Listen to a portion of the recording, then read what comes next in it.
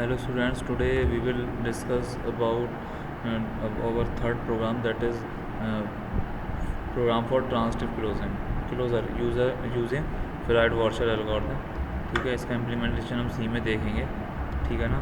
यहाँ पर मैंने सबसे पहले तो हेडर फाइल्स आपको बताइए, उसके बाद मैंने number of vertices in the graph लिए हैं कि नंबर ऑफ़ वर्टिसेस कितने होंगे किसी ग्राफ के अंदर.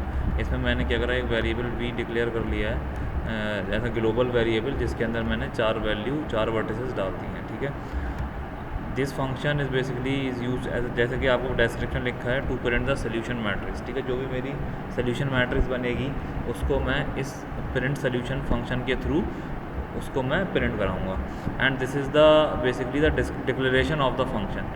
Hair I am declaring the function. ठीक है. Print solution, this is not the definition of the function, this is the declaration. ठीक है.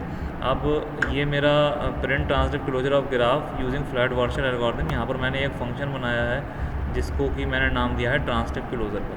ठीक है. अब इसके अंदर मैंने एक पैरामीटर पास किया है इंट ग्राफ. ठीक है. जिसके अंदर मैंने अपने नंबर ऑफ़ वर्टिसेस पास कर दिए हैं 4. नंबर ऑफ़ वर्टिसेस कितने होंगे, वो मेरे 4 होंगे. ठीक है. उसके बाद मैंने ये वेरिएबल डिक्लेयर करे हैं. ठीक है. एक मैंने रीच नाम का 2 डायमेंशनल एरे लिया है जिसके अंदर मैंने same number of rows same number of columns रखे हैं, which is 4 as I have discuss it here globally. ठीक है. और मैंने एक वेरिएबल आई लिया है, पॉइंटर आई, और एक जे लिया है, और एक वेरिएबल लिया है के. ठीक है. जैसे कि यहाँ पर आप पढ़ सकते हो, reach will be the output matrix, this is will be the output matrix that will finally have the shortest distance between each pair of vertices. जो भी मेरी वर्टिसेस के पेयर होंगे उनके बीच में जो भी शॉर्टेस्ट पाथ होगा वो ये दिखाएगी. हम इसमें क्या करते हैं, फ्लैट वर्शन में सपोज कर लो मेरे पास 3 वर्टिसेस हैं. हमें ये देखना होता है कि हर एक वर्टिस से किस वर्टेक्स की तरफ रास्ता है या नहीं है. ठीक है ना, रूट है या नहीं है. फिर मैंने क्या किया, फिर मैंने यहाँ पर लिखा है इनिशियलाइज द सोल्यूशन मैट्रिक्स. मैं सोल्यूशन मैट्रिक्स को इनिशियलाइज करूँगा as input graph matrix, input graph matrix की तरह. और we can say that initially values of the shortest distance are based on shortest path. ठीक है. यहाँ पर मैंने कुछ नहीं करा है, सिंपल मैंने आई को चलाया है 0 से लेके कहाँ तक, 4 तक, लेस देन 4 तक. और सेम ही मैंने जे को चलाया है बिकॉज मुझे अपने जो मेरा रीच मैट्रिक्स है उसके अंदर ग्राफ वाली जो मेरी मैट्रिक्स है उसकी मुझे वैल्यूज़ को इंसर्ट करना है.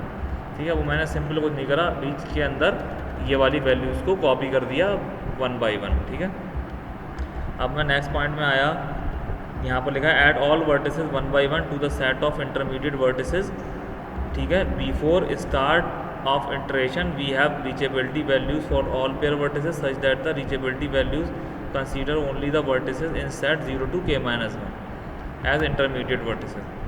After the end of the iteration, vertex number k is added to the set of intermediate vertices and the set becomes 0 to k.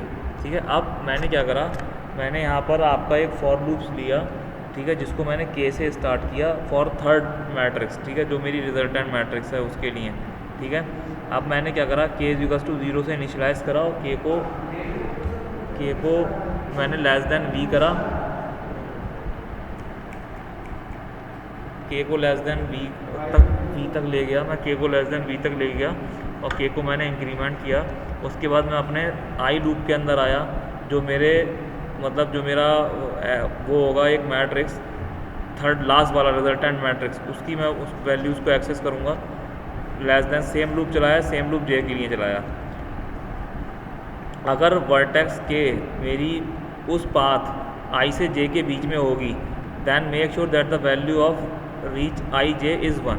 ठीक है. अगर there is edge between I to J तो मेरा क्या होगा, के जो हो जाएगा 1 हो जाएगा. If there is no path between I to j then मेरा जो वो है उसका रिजल्टेंट क्या हो जाएगा, वो 0 हो जाएगा. वही आपको यहाँ पर दिखाया गया है. ठीक है. उसके बाद सिंपल मैंने कुछ नहीं करा, मैंने अपने जो मेरा ये प्रिंट सोल्यूशन फंक्शन मैंने स्टार्टिंग में बनाया था उसको मैंने कॉल कर दिया है और उसके अंदर मैंने पैरामीटर वैल्यू दे दिया reach. Reach is what, reach is the resultant matrix मेरी जो थी, जो मैंने यहाँ पर आपको दिखाया था ये वाली. ठीक है ना, वो ही मैट्रिक्स है. ठीक है। उसके बाद सिंपल प्रिंट सोल्यूशन का मैंने फंक्शन लिख दिया है। प्रिंट सोल्यूशन क्या कर रहा है, मैंने अपनी रीच मैट्रिक्स ली, उसके बाद following matrix translate closure of the given graph, मैंने सिंपल आई और जे लूप चलाया और मैंने अपनी जो मेरी रिजल्टेंट मैट्रिक्स थी रीच, उसको मैंने प्रिंट करा दिया। This slash n is use to take the new line. ठीक है।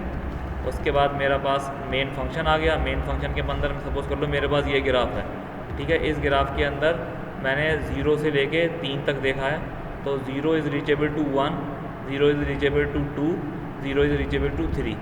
ठीक है। ऐसे करके मैंने देखा है। उसके बाद सिंपल मैंने इस ग्राफ के लिए अपने ट्रांसटिव क्लोजर को कॉल कर दिया। ट्रांसटिव क्लोजर मेरा क्या था, एक पैरामीटर ले रहा था विच इज़ ग्राफ। ठीक है। और ग्राफ की मैंने जो प्रॉपर्टीज़ थी वो मैंने यहाँ से दे दी आपको, this is what graph is. ठीक है। तो ये वैल्यू ग्राफ की यहाँ पर आ गई, ये रिटर्न 0 कर देगा। अब एक बार इस प्रोग्राम को चला के देखते हैं कि what will be the output for this. Escape :wq gcc compiler transtive.c, इसको एग्जीक्यूट कराया, कंपाइल सक्सेसफुल हो गया विदाउट एनी एरर। नाउ इसको रन कराते हैं ./a.out। ठीक है। This is following matrix is the transit closure of the given graph. ठीक है। This is the result of your matrix. ठीक है। तो होप आपके समझ में आया होगा। Thank you.